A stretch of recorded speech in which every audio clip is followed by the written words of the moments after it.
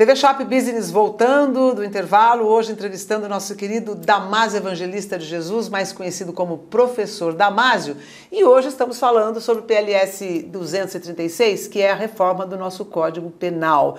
Para dar uma fechada nesse assunto, vai muito longe ainda essa discussão, existe uma briga de vaidades, uma competição muito grande ali, os ânimos acirrados? Eu creio o seguinte, que esse projeto que está no Congresso Nacional não vai para frente e não será aprovado. Não sendo aprovado, ele será escondido, ficará... Na gaveta, literalmente. Anos e anos. E, note bem, eu não acredito que temos necessidade de um Código Penal. Não poderemos ter 1000 códigos penais. Se nós continuarmos com a mesma estrutura de aplicação da lei, não adianta alterar a lei. Alterar para 14 anos, menoridade, não temos quem cuida das crianças. Aqui em Bauru não tem um órgão próprio para cuidar das crianças. Em São Paulo, e se nós mexermos no Código Penal, nós criaremos dezenas e centenas de crianças que se tornarão maiores, mas não temos condições de atuar para que eles sejam homens de bem. Então, quanto ao Código Penal, eu acredito que ficaremos nessa ainda, alteração do Código Penal, como aconteceu agora no começo de fevereiro, em que se alterou muita coisa, inclusive coisas banais. As pessoas acreditam que crime de quadrilha no Brasil ainda tem 4 coautores. Não tem, não. Basta ter 3. Então, nós criamos a quadrilha que recebeu o nome de associação criminosa de 3 ou mais.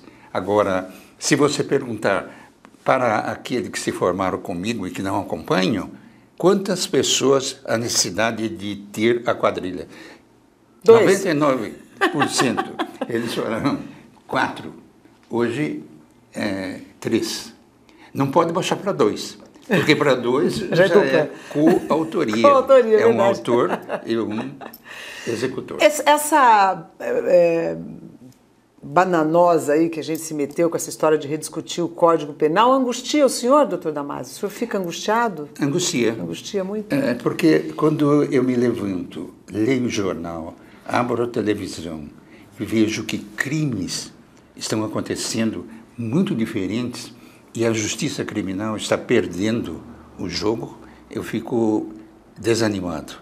Muitas vezes me dá vontade de largar, de estudar direito penal e ir plantar banana ou nas cuidar margens dos seus flamingos. Ou cuidar de eventuais flamingos.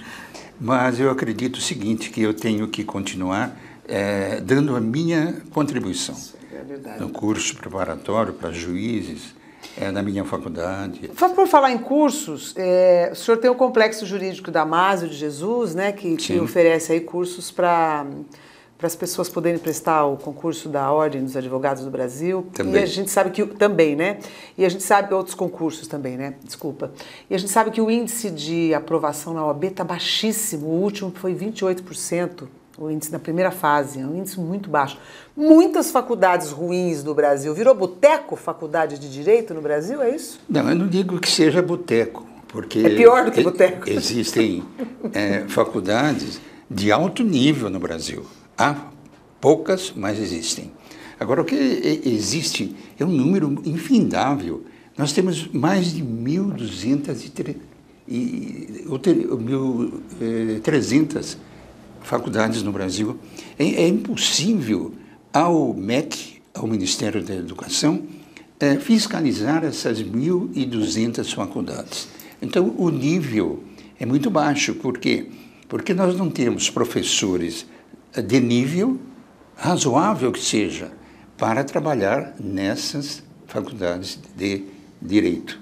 Então, a formação dos bacharéis em Direito no Brasil atualmente realmente está passando por uma fase muito difícil, porque o MEC, o Ministério da Educação, ele, pela OAB, apresenta uma maneira de segurar os bacharéis em Direito.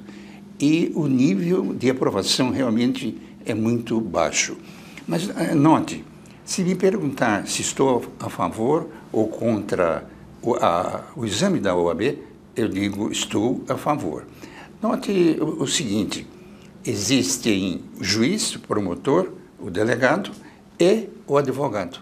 O advogado deve estar na mesma altura, ou se for um pouco baixo, pouco é a diferença de nível entre o juiz, o promotor e o advogado. Porque se o advogado comete um erro, quem é que vai ser prejudicado? É o cliente. Claro. Como existem muitas faculdades, os exames são difíceis. Passam, mas não todos aqueles que podem ser aprovados. Nós temos uma justiça em que alguns advogados ainda não sabem trabalhar. Isso é muito ruim. Assim como o médico, o engenheiro, nós temos que ter na advocacia membros importantes para dar a cada um o que ele merece. Doutor Damasio, a OAB é uma instituição tão forte, tão respeitada, não tem como ela interferir nessa questão da abertura indefinida aí de faculdades? Não tem como ela atuar nessa... Tem funcionado. Já vi casos em que a OAB é contrária à instituição de uma nova faculdade. E lhe confesso o seguinte, quando eu estava colocando em vigor ou na prática a minha faculdade, o parecer da OAB de São Paulo foi contrário à minha faculdade, porque eles, da comissão, diziam que era demais já o número de faculdades e mais uma viria tornar o mercado saturado. Então eu acredito o seguinte, que o exame da OAB é importante e creio que deveria existir exame para engenheiros e médicos também. Para jornalista também devia, viu? Para jornalista também. Agora o jornalismo vai na contramão, né, da qualificação, né, fechando aí as faculdades, inutilizando os diplomas de jornalismo. Isso é um absurdo. Exato. Agora, eu dei um parecer contra a questão de o jornalista só poder trabalhar quando tem um curso superior. Entendo que não é bem assim. Não é não. A faculdade de jornalismo é importantíssima. Você estuda psicologia de massa, claro. Você estuda sociologia, antropologia. Você vai lidar com um veículo de massa, como é que você não vai conhecer essas teorias básicas? Claro. Não tem sentido isso. Mas note bem que na função do jornalista há determinados funcionários que são ótimos e que não cursaram nenhuma faculdade. Doutor Damasio, eu vou ter que contradizer o senhor, porque eu conheço um monte de bandido que ficou estudando o Código Penal na cadeia e saiu de lá muito melhor do que muito advogado. Exatamente. Deixa eu fechar o assunto. Pois não. O senhor ia concluir alguma coisa? Não, pode falar. Eu queria só fechar, porque o nosso tempo está acabando. O que o senhor achou dos embargos infringentes do mensalão? Faça um comentário rápido aí. Sim, olha, tem um aspecto de justiça e um aspecto técnico. Nesse caso, eu seria, ao contrário do ministro Celso de Mello, eu seria contrário aos embargos infringentes. Porque existe também, ao lado da prática jurídica, da prática legal, existe o direito natural, que é do povo, é das pessoas. E nós estivemos numa situação em que era melhor que não houvesse, para eles, embargos infringentes. Então, eu também fiquei meio decepcionada com o tribunal, viu? Com o superior. Fiquei um pouquinho decepcionada, porque a gente vê tantas pessoas aí sendo presas por coisas tão simples, tão banais, e um crime contra um patrimônio, né, nacional, contra um patrimônio...